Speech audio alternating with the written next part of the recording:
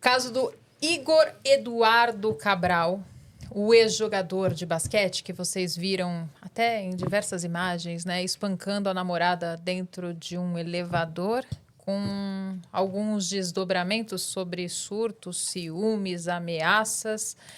A gente teve alguns pronunciamentos da própria família, né, e da vítima mesmo. Então, o ex-jogador de basquete de 29 anos, ele foi preso em flagrante após agredir a sua namorada Juliana Garcia dos Santos com mais de 60 socos dentro do elevador.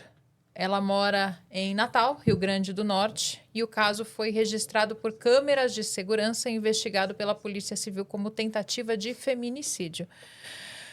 Pelo que sabemos, né, o porteiro viu as imagens das câmeras de segurança e acionou a polícia.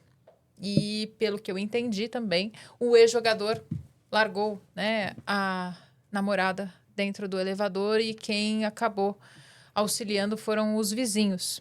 A delegada responsável apontou ciúmes como motivação principal, pelo que eu vi. Ele disse que pegou mensagens no celular dela, o que nada justificaria, obviamente. Mas essa teria sido a principal motivação da agressão. Após uma discussão sobre essas mensagens, a vítima, temendo uma agressão em local sem câmeras, optou por permanecer dentro do elevador e foi atacada. Ela também sofreu violência psicológica grave anteriormente, então esse é um dado novo do caso, incluindo incentivo ao suicídio por parte do agressor. E pelo que eu estava vendo também, teve alguns outros desdobramentos, inclusive com depoimento de uma mulher trans se relacionando com o ex-jogador de basquete. Então, como que é a dinâmica de relacionamentos, delegada? Ciúmes? Como que pode evoluir para casos de violência, feminicídio e, enfim, partir para violência física, né? Porque a verbal já começa a acontecer. Lala, você sabe que para vir para cá hoje, eu sabia que a gente ia analisar esse caso, eu resolvi dar uma estudada e eu, inclusive, escrevi um artigo que vai ser publicado no blog do Falso, no Estadão. E aí eu vou fazer, e acredito que a sua audiência, a audiência aqui do Caso a Caso, é uma audiência qualificada, então a gente pode entrar em algo um pouco mais aprofundado. Aí aqui, para quem ama criminologia, para quem ama filosofia relacionada ao direito penal, eu vou falar um pouquinho do Foucault. Michel Foucault, Vigiar e Punir. Para um criminoso, naquela época, Michel Foucault desenvolveu os panopticons de Jeremy Bentham. Significa o quê? Tirava ali aquela punição física, a punição de tortura, a punição relacionada à pena realmente física, para uma pena mais psicológica, para algo que seria monitorado e vigiado constantemente, julgado, e aquilo ali poderia censurar o inconsciente coletivo na tomada de decisões, inclusive norte de comportamental. Mas nós estamos falando em quê? Em criminosos, em pessoas que cometem crimes. E aí a gente está falando de Michel Foucault, na sua obra super renomada e famosa mundialmente, de 1975. Mas a mulher não. A mulher na nossa sociedade não precisa ser criminosa para estar sendo vigiada e punida. E aí eu faço essa analogia. A mulher, ela está o tempo todo sendo monitorada, observada, vigiada, julgada. Inclusive por outras mulheres. E aí que eu vou entrar também, que tem a parte do que eu faço essa reflexão. E isso tudo tem essa pecha social, Lala. Por quê? Porque faz com que a mulher acredite que para que ela seja aceita, ela tem que ter um homem do lado. Sim. Caso contrário, ela vai ser mais vigiada, mais censurada, mais criticada, mais cobrada. Invalidada, talvez? Também, desqualificada, e independentemente da posição social, cultural, educacional, mulheres de todas as classes, tanto sociais, econômicas e culturais e educacionais. E ali, a mulher, ela... E aí, quando a gente pode avançar, se eu posso avançar um pouquinho mais... Vamos. E quando a gente fala nessa roupagem, obviamente, ela não é somente por homens. Ela é feita por mulheres que estão já inseridas numa sociedade construída de forma equivocada, patriarcal e machista. Não tem como negarmos isso. Não. E nesse sentido, essa mulher aprendeu a jogar o jogo.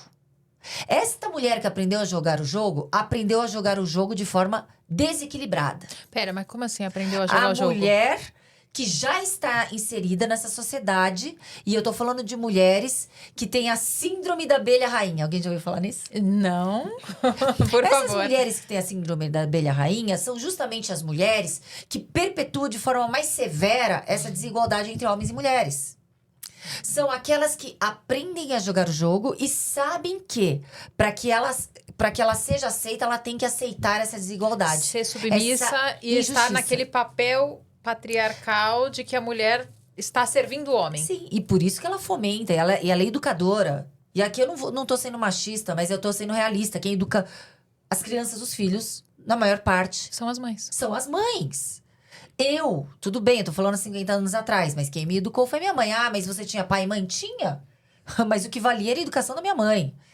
Então, quando a gente fala nisso, e hoje, avançando um pouquinho mais, claro que não mudou muito. Claro que a gente sabe que a palavra que prepondera na maior parte das famílias é a palavra da mãe, na educação dos filhos. No norte, na construção desses homens que estão vindo.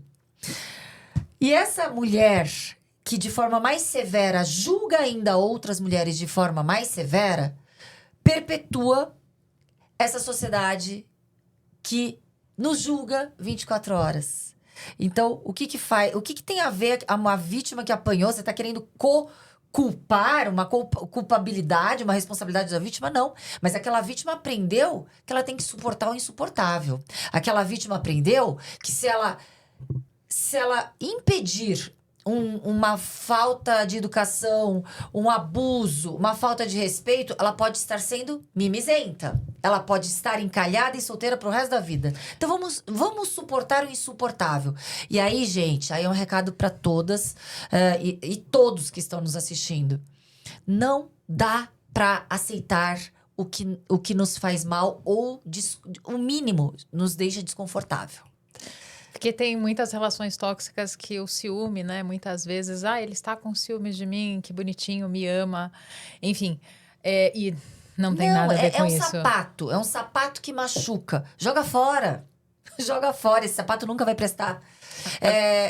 Agora, é isso. O fato dele incitar o suicídio, o fato dele, né, incentivar o manipulação suicídio, total. ele estava mostrando para ela que ela não tem valor nenhum para ele, que ela estava fazendo um grande favor de estar com ela. E aí isso vai diminuindo a autoestima, né, da mulher, vai tornando ela mais suscetível e sujeita àquela relação, e aí trazendo um pouco do que a delegada falou, né, o quanto que eu vou ser invalidada socialmente perante minha família, perante meus amigos, perante quem me conhece, se eu terminar essa relação, né, e aí eu acabo tolerando e sustentando e suportando algo que seria... Vai ouvir aquelas coisas, mas você já tem 30, mas você já tem 40, mais, sempre tem o mais. É porque ele me tratou mal. Mais ele estava nervoso. Como vários comentários em rede social que eu vi. Mas o que ela fez? Exato. Tem que ver o outro lado. Que outro lado? Ela foi encurralada. Ela foi desfigurada. Ela foi desfigurada. Não existe outro lado. E indo de encontro com o que a doutora Raquel falou... De encontro não, né? Porque você vai que eu sei que a gente concorda demais. Muito, muito, muito. Com o que a doutora falou... Eu falo para as mulheres prestarem atenção na angústia. É o único afeto que não mente. Onde você começa a sentir angústia pela presença, pela palavra, a ansiedade. A ansiedade engana, a angústia não. A angústia, gente, para quem não sabe, é aquela dor que vem no peito e sufoca, dá uma sensação de sufocamento. E você tem uma vontade de chorar, sente um buraco. E não sabe de onde vem. Sim. Que não sabe de onde vem. Onde ela aparece, existe uma Gostei verdade... Gostei dessa tradução do significado da angústia. Ela não fácil mente. Da gente compreender, porque é como se você... É uma dor física. É uma dor física. É quase físico. Você não sabe de onde vem, muitas vezes, né? Não, tenta relacionar isso com alguma coisa. Onde ela aparece, Que momento que ela aparece? Em que momento Ou que ela o que aparece? você estava pensando? O que você estava pensando? É muito comum as mulheres se referirem à angústia quando tá chegando a hora do cara chegar em casa. Ah, ele tá chegando. Ou, quando ele está em casa, a pessoa tá indo para casa e começa a sentir angústia. Não, se ele, Preste atenção, se ele, tem coisa errada aí. Se ele, de alguma forma, até ficava vigiando, olhando diferente, quando ela pegava no celular... Cada vez que ela pega no celular, mesmo sem estando sem ele, é o fato dela falar, nossa, mas eu tô angustiada, eu tô me sentindo Sim. mal. E ela nem sabe por que tá se sentindo dessa forma. Já é uma Sim. situação de violência, né? O que Já a gente é sempre violência. fala é que é incomum, a doutora sabe, o homem já partir para um feminicídio ou para uma Não tentativa parte, de não é, feminicídio. não vai. Existe um ciclo de violência doméstica que vai começando antes. Você poderia né? esclarecer um pouquinho mais como que começa? É muito importante para as pessoas que estão Aham. ouvindo. Sim, a mulher quando... E aí que tá, a gente precisa traçar esses pontos que a doutora Raquel trouxe. Primeiro, a mulher não precisa dessa validação masculina, né? Então, nós não precisamos estar num relacionamento para sermos validadas. E as mulheres precisam quebrar essa ideia de que a gente precisa dessa sociedade patriarcal, que a gente Sim. precisa de uma relação com o homem pra gente ter valor. E às é vezes cruel. até incentivado pelas Extremamente. próprias mães dessas filhas que estão passando por violência. Filha, é assim mesmo, você tem que aguentar. Sim, Ou não, mas ele é tão não bom provoca. pra você em algum ponto, em algum sentido. Mas é estimulada por ela própria. Ela não aceita. E eu vou... Não tô te cortando, mas Fique depois em que paz. você falar, eu vou dar um exemplo de agora. De 2 horas atrás. E aí o que a gente vê a gente sempre vai ter o homem, ele tem um certo pudor ali como autor, como criminoso, né? Ele tem um certo pudor no início. Então ele começa a ousar aos poucos. Então ele começa com uma violência emocional, psicológica, ele começa a ofender, ele começa a ameaçar, ele começa a cercear a mulher dos ambientes que ela tem segurança. Então, não é incomum que a gente veja num caso desse feminicídio tentado, que há relatos que ela já não tinha mais amigas, que ela já não tinha mais acesso à família, porque o homem ali, o agressor, que ele quer possuir a mulher daquela forma... Ele começa a cortar relações de segurança da mulher. Aí ele começa a limitar. Você não vai sair com seus amigos de trabalho. Deixa eu só trazer um exemplo. Por exemplo, ele vira e fala assim, sabe aquela sua amiga ali? Ai, ela é extremamente invejosa. Acho que você não devia contar nada da nossa vida para ela. Né? São pequenos comentários que vai isolando a pessoa de todas as relações de confiança que ela tem. E aí o fato dela poder dizer algo... ela já começa a questionar aquela pessoa. E aí ela mesma invalida as amizades, ela mesma invalida as relações, porque foi colocado na cabeça dela daquela forma. Isso, e a gente vê que há uma progressão dessa violência. Então, ele começa a ter discussões mais acaloradas. Ele nunca me xingou, dessa vez ele me xingou. Aí, daqui mais pra frente, depois ele vira um doce. Mais pra frente... Ele vem, pede desculpa, perdão, nunca mais vou fazer. É o perfil do agressor de mulheres. Traz a um doutora chocolatinho, sabe, uma isso. flor. E depois, na próxima, ele te pega no braço. E aí, às vezes, a mulher, numa relação já de... eu tenho filhos, ou eu tô numa segurança, ou nessa necessidade que nós somos criadas a ter essa necessidade... E aí a mulher vai deixando passar. Quando eu falo em ciclo de violência, e a gente, quando vai, por exemplo, às vezes a um júri, como assistente de acusação, a gente tenta deixar muito claro para os jurados que isso pode acontecer. Esse ciclo já vem se demonstrando. E aqui a gente tem que deixar para as mulheres, né, doutora, que para elas observarem esse ciclo, observarem muito essa angústia, o que é inaceitável. Ele me chamou dessa forma que ele nunca chamou. Ele pôs a mão em mim. Porque isso pode chegar ao máximo que a gente tem, que é um feminicídio consumado ou uma tentativa, que aqui é o caso. Então, nesse caso dos 60 socos, na esfera criminal, existe alguma dificuldade, algum desafio para caracterizar como feminicídio? Tentativa de feminicídio, de forma alguma. A força descomunal dele em relação a ela, a forma como ele impediu a defesa, impossibilitou a defesa dela, encurralou, usou o seu movimento, inclusive físico para que ele tivesse... eu tô falando física, ação da física, para que ele tivesse a rotação e uma potência máxima ao desferir os golpes na face dessa mulher. E aí tem outra situação. Geralmente as mulheres que são vítimas de feminicídio são vítimas, elas têm, em primeiro lugar, o seu rosto desfigurado. É a despersonificação, é a materialização da coisificação da mulher. É como propriedade e inutilização dela, como se essa propriedade não é minha, não será de mais ninguém. Eu vou desfigurar, eu vou tirar a roupagem de mulher, é uma propriedade. E ali, há 2 horas atrás, eu estava conversando, não vou falar o nome da minha amiga, uma delegada de polícia, muito bem sucedida, mas que está realmente sem chão, porque o casamento acabou.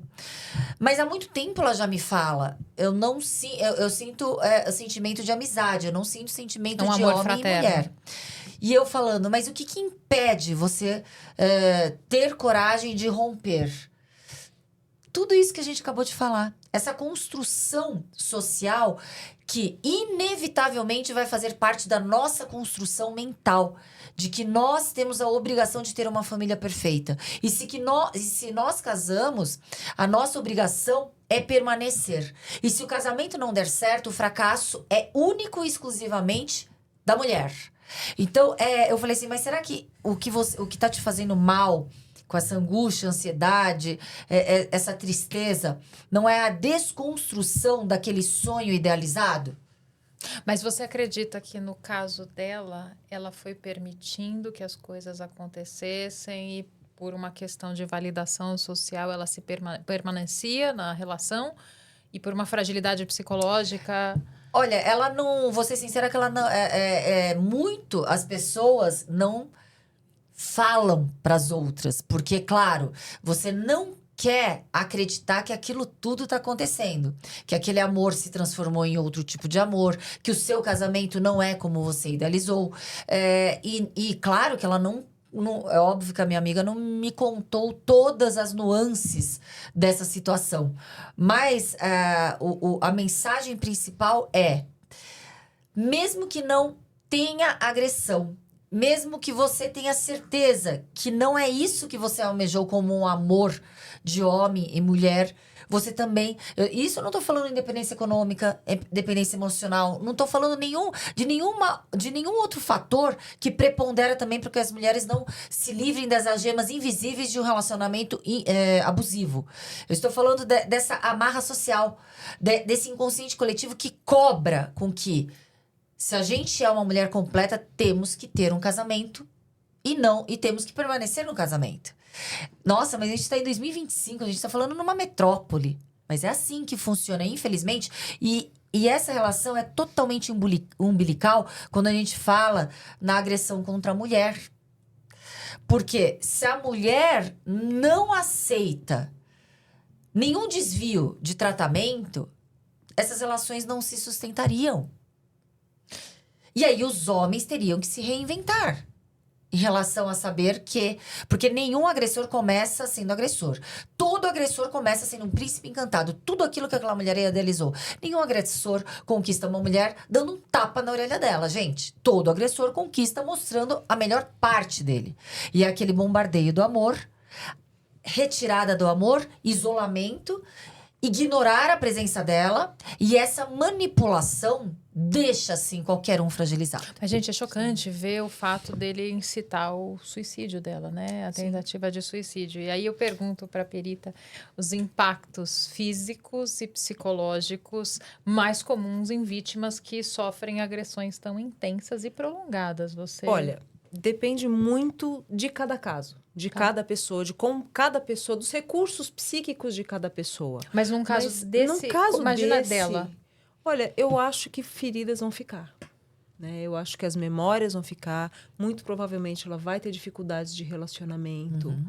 Né? Porque ela já vem sendo agredida psiquicamente e fisicamente há muito tempo. Ele fala em surto. Eu não vejo surto, eu vejo intenção. Tanto que no bilhete que ela escreve, eu sabia que ele ia me bater. Então, não saí do elevador. Ele começou a me bater e disse que ia me matar. Isso não é característico de surto. Isso é característico porque de também intencionalidade.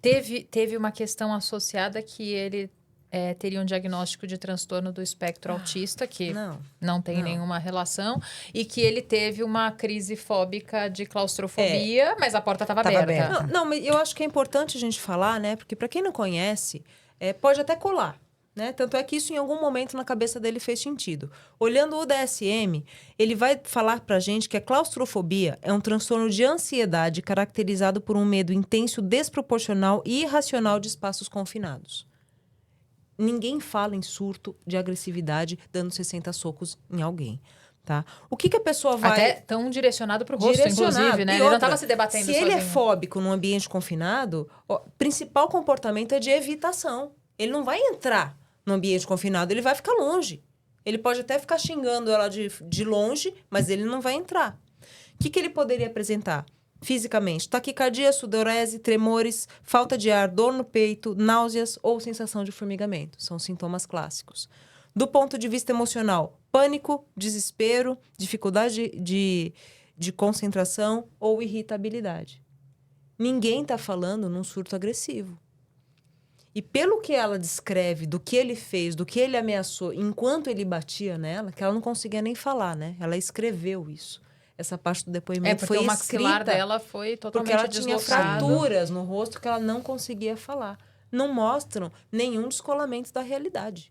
E ela faria, né, um processo de reconstrução facial, mas pelo inchaço que tá, pelos edemas que está, não é possível ser feito isso agora. Não, vai ter que aguardar. Inclusive, né, ainda teve mais. alguns golpes na cabeça, fazendo com que ela tivesse uma certa confusão mental. E Lala, mesma coisa aconteceu há 3 semanas atrás com uma médica em São Paulo. Inclusive um casal do litoral de São Paulo, de Santos, estavam aqui na cidade de São Paulo e ele também desfigurou esta médica e também está passando por processos de cirurgia. Ou quando a gente fala em outros países, que a agressão também é com ácido, países principalmente que nem fornecem estatísticas de agressão contra a mulher, que são países tão fechados, principalmente países da Ásia, Emirados Árabes, esses países da África, em que as mulheres... É até um pouco pior, né, a situação feminina. Essas mulheres, elas são agredidas, e a gente não tem estatística desses países, porque eles não fornecem, são agredidas também e desfiguradas no rosto. Sim, na identidade. Outra mulher, 3 dias atrás, ela teve o seu rosto também incendiado. Sim. Pelo ex-noivo. Então, o rosto é o alvo.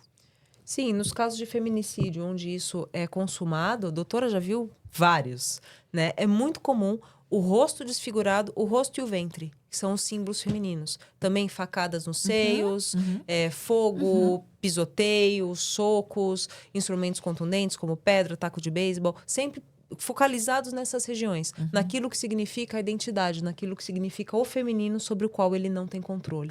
É a objetificação, né? Ele quer ter pra ele, né? Então, ele tem o controle sobre aquele corpo da mulher, que se não for dele, não vai ser de mais ninguém. Inclusive, essa fala é comum nas ameaças.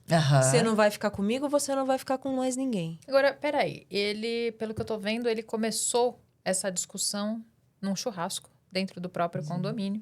Eles acreditam que estavam na piscina, né, incluindo o homem jogando o celular da vítima na piscina, uma crise de ciúmes.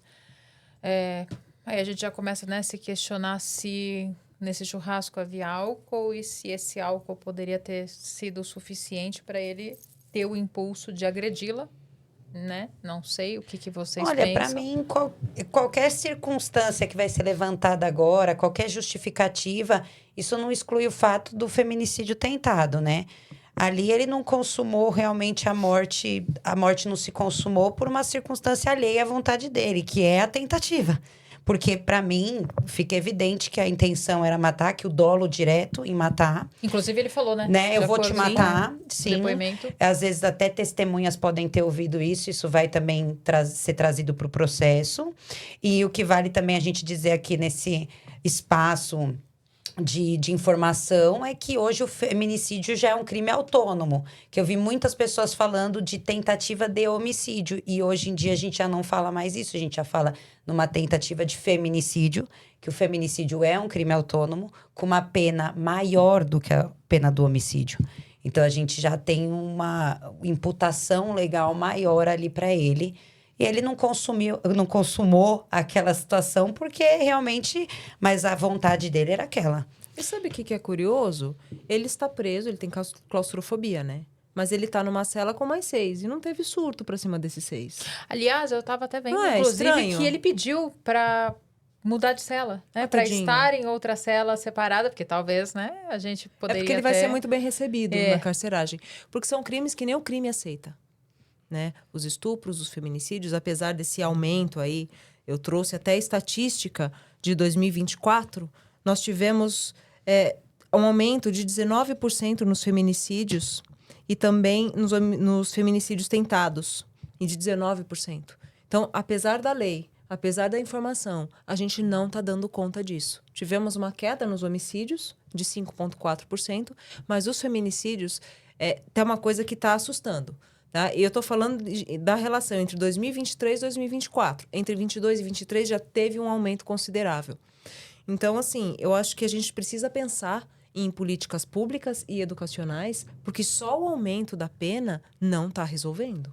Exato, e encorajar mulheres também a buscar os canais que estão abertos para que elas relatem, para que elas já levem à polícia esses fatos que elas podem considerar pequenos, por exemplo. Se tivemos uma discussão, ele quebrou o meu celular, porque isso já pode te dar uma medida protetiva.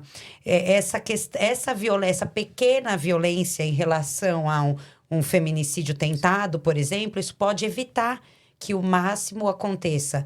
Então, nós temos que encorajar as mulheres para que elas levem isso, para que a gente não fique na cifra, né, doutora Raquel, nessa cifra que não chega para a polícia investigar. Inclusive, a gente sabe muito bem que as mulheres, muitas vezes, elas querem proteger o agressor. Então, a lei avançou no sentido de que as protetivas de urgência, elas podem ser deferidas mesmo que não haja relato de crime. As Sim. protetivas, elas podem ser deferidas de forma autônoma, independentemente de um crime ou não ocorrendo. Por quê? Porque eu não estou me sentindo bem com ele próximo de mim, eu estou com medo. Ah, mas qual é o crime? Ela não quer falar, mas ela pode peticionar uma protetiva. Ela pode, através do na esfera civil, ou, né, peticionar de forma autônoma a medida protetiva. E Agora- a situação da medida protetiva existente, ele está em situação flagrancial, porque o descumprimento da medida protetiva também é crime. Então, se ele estiver, que já aconteceu com cliente minha, ele está no bar, na esquina da casa dela, acionou a polícia militar e o agressor foi preso em flagrante delito pelo descumprimento daquela medida que ele sabe que existe, que sabia que não podia estar ali. Agora, a exposição midiática da família, ela influencia no andamento do processo e na vida dessas pessoas? A exposição midiática... Porque a família expôs, né? A família expôs parte dessa questão e falou, se pronunciou sobre, né? Então, essa exposição influencia em algo? Porque acredito que só poderia piorar o caso dele. Não, a trazendo- exposição para que ela rompa esse ciclo de relação... Nesse relacionamento, no caso dos 60 socos, a família se pronunciou, a família falou, né, sobre as agressões e falou, né, da Ele violência. já era agressivo, ele já tinha Eu um acredito histórico que de agressão. isso favorece a acusação, né? A família expôs algo que já existia. Num caso midiático, claro que a imprensa, a mídia, toda essa questão, essas discussões que isso tudo vai influenciar no julgamento, mas eu também vejo positivo porque com a mídia, com a proporção que o caso vem tomando, também a polícia acaba investigando um pouco mais rápido e chegando a uma solução mais rápida. A família falou que não tem nada a ver, né, com essa relação e espera que eles não sejam perseguidos, porque pode acontecer, né? E a defesa alegou que o endereço divulgado não pertence ao acusado e que está causando transtorno às pessoas. Ah, em você está falando relação da ao família caso. dele. Da família dele. A família dele não tem nada a ver com isso, gente. Exatamente. Pelo amor de Deus. Não, a família dele, ou dela, agora eu entendi essa pergunta, se tem relação a esse relacionamento em si, né? Dela tomar decisões. Não. A vítima mais difícil de ser resgatada é a vítima de violência doméstica. Ela está, sim, com algemas invisíveis nesse relacionamento, aprisionada, subjugada pelo agressor. E muitas vezes, essa exposição e o holofote faz com que até de forma escondida, se a vítima não rompeu e não tomou a decisão de que realmente aquilo não é para ela, ela pode retomar o relacionamento. E, inclusive, as vítimas, e o que falta justamente nas mulheres é saber que essa dor da ausência, porque essas mulheres sentem dor da ausência, é melhor do que figurar como mais uma estatística de feminicídio. Mas as mulheres não têm coragem para romper a relação. Por que eu falo isso? Porque diversas vezes mulheres pagam a fiança para aquele que desfigurou ela. Sim. Não é raro. Não. É um nível de Infelizmente, dependência não é emocional, raro. né? É um a nível maior muito parte. raro. Sim. A maior parte infelizmente. das vítimas paga a fiança para o agressor sair e não passar a noite na cadeia. Olha, a família dele se pronunciou porque as pessoas estavam indo atrás deles, né? E aí até tiveram questões aqui, né, dizendo que eles eram do mesmo saco, que eles deveriam ser cobrados, que talvez ele seja dessa forma porque teve uma criação ruim, situações traumáticas. É uma tentativa, né, da população justificar uma atitude que é injustificável, né? Uma violência que uma pessoa cometeu e aí as pessoas vão atrás da família, como se a Sim. família fosse responsável. É porque e as culpada. pessoas ficam procurando explicação por inexplicável. A única explicação que tem, por que ele fez isso? Porque ele quis. É isso, é simples assim. Porque é uma pessoa má, é um homem que não tem caráter, é um homem covarde. Quem era ele? Nada. Ele foi jogador de basquete em 2014. Estão colocando ele como se ele fosse da seleção brasileira. Mas ele nunca foi. Ele jogou no ano de 2014, ele representou o Brasil nos Jogos Olímpicos da Juventude na China, no basquete 3x3. Hoje é estudante de ciências contábeis, nem federado ele não é mais. Né? Então, às vezes as pessoas falam, porque é jogador. Não é. Porque ele jogador não é nada. tomava anabolizante, porque Não, ele não é tentativa nada. de justificar. o- Ele chegou a atuar em alguns clubes amadores, no Rio de Janeiro e Rio Grande do Norte, mas ele nunca fez parte oficialmente da seleção brasileira, segundo a Confederação Brasileira de Basquete. Eu fui atrás disso. Porque as pessoas começam a colocar tudo no mesmo saco. Porque jogador é tudo assim. Porque é culpa da criação. Não. A culpa o processo decisório que levou esse desfecho horrível é inteiro dele. Sim. Eu duvido que a mãe dele tenha ensinado ele a bater em mulher. Ele sempre foi impulsivo, ele sempre foi agressivo. Tanto é que ele tem BO de briga com os amigos em Cairós. Né? A gente encontrou isso. Então Ele tem um histórico já ele de tem um histórico. violência. Ele tem um histórico de violência. Né? Hoje, aos 29 anos, ele era estudante de ciências contábeis. É isso, né? Se tiverem mais informações, mandem pra gente. E as pessoas não devem fazer isso, porque até para uma responsabilização criminal, ela não passa, ela não extrapola a pessoa do réu. Ela não vai extrapolar a pessoa do condenado. O que seria extrapolar? Desculpa, doutora. Passar. A mãe não vai ser condenada por um Obrigada. ato que ele cometeu, né? O filho não vai ser condenado pelo ato que o pai cometeu. Então, assim, a conduta foi dele. Quem é o réu? Quem vai ser o réu, né? Agora ele está preso preventivamente, está investigado ainda, mas provavelmente vai ser denunciado brevemente. Então, quem vai ser o réu da ação é ele. Não, as pessoas não têm que ir atrás da família dele, ter nenhum tipo de... As pessoas estão perdendo um pouco do bom senso, Sim, né, é Lamar? até Que a gente vinha covardia. falando. É covardia você culpabilizar uma senhora, a mãe desse homem, por uma agressão cometida por um cara de 29 anos na cara. E Não faz nem sentido isso, gente. Parem, Agora, apenas parem. A Cris, querida Cris, grande beijo para você. Perguntou assim: o Estado vai dar amparo psicológico a essa vítima? Como que fica? Nós temos programas de auxílio psicológico para a vítima, né? E ela vai buscar, com certeza. O próprio Ministério Público oferece esse tipo de apoio, de programa. Então, as vítimas hoje, elas têm esse suporte, sim, por meio do Judiciário, do Ministério Público. Na realidade, eu acho que a vítima hoje, no sistema de justiça criminal, ela figura como mera coadjuvante. O sujeito de direitos é o criminoso. Para o criminoso, todo o holofote. Para o criminoso, todo o amparo. Para o criminoso, todo o respaldo legal e benesses. A vítima, seus familiares, com a vida destruída, ela figura como mera coadjuvante ou para a condenação do criminoso ou para a absolvição. Tínhamos que ter estrutura legal, nós não temos, por exemplo, nada que ampare a vítima de forma legal. É necessário uma proatividade da vítima para buscar o Estado, para que ela ali tenha algum certo tipo de proteção ou ressarcimento. Mas essa vítima, ela fica desamparada pelo Estado. O Estado, ele ampara o criminoso e seus familiares, até com auxílio reclusão. Então, essa é uma inversão no nosso país em que tínhamos que ter e avançar nessa discussão no âmbito legislativo. Né, dos nossos legisladores, para que a gente tivesse estrutura legal automática, que a vítima ali, ela tivesse uma proteção. Esse amparo, e a gente sabe que, mesmo que está descrito em políticas, em legislação, por exemplo, a Lei Maria da Penha é uma das melhores leis do mundo, uma das 5 melhores leis do mundo, mas não temos políticas públicas correlatas. Por isso que ainda é ineficiente a lei. A lei, quando não tem vontade política, de estrutura de políticas públicas, ela se torna uma lei morta, inócua e que desprotege ao invés de proteger. É incrível. Exato.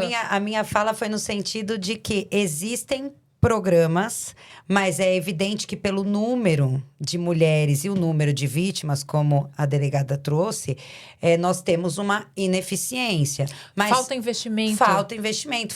Faltam programas maiores, né? Mas existem alguns programas de proteção, de acolhimento psicológico por parte do Ministério Público, pelo menos aqui no estado de São Paulo a gente tem, e programas de controle dessa questão das medidas protetivas, mas eles acabam não sendo tão efetivos por conta da demanda, né? Que são muitos números, são muitas mulheres para serem protegidas.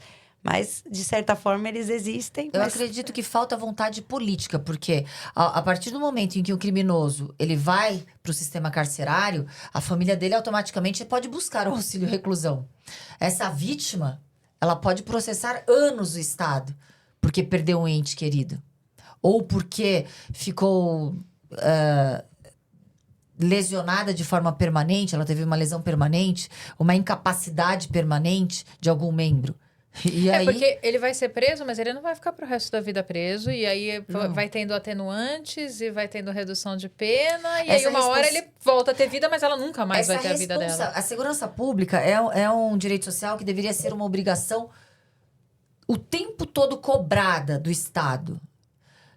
E aí a gente avança. E aí a responsabilidade seria objetiva. A partir do momento que uma pessoa foi roubada, furtada, violada sexualmente ou morta, o Estado teria que ter automaticamente a responsabilidade, inclusive indenizatória. Não é assim que acontece. A gente não tem leis para que dessa forma protejam as vítimas e o cidadão de bem que cumpre leis. Mas a gente tem uma lei que automaticamente ampare não só o criminoso, que está lá cerceado no ergástulo penal da sua liberdade, mas também seus familiares. Então, esse contraste, esse desequilíbrio que eu falo no sistema de justiça criminal, que a vítima é coadjuvante. O sujeito de direitos é o criminoso. Pesado, hein? Olha, estamos com 140 pessoas aqui. Tivemos 90 likes. Vou pedir para vocês, por favor,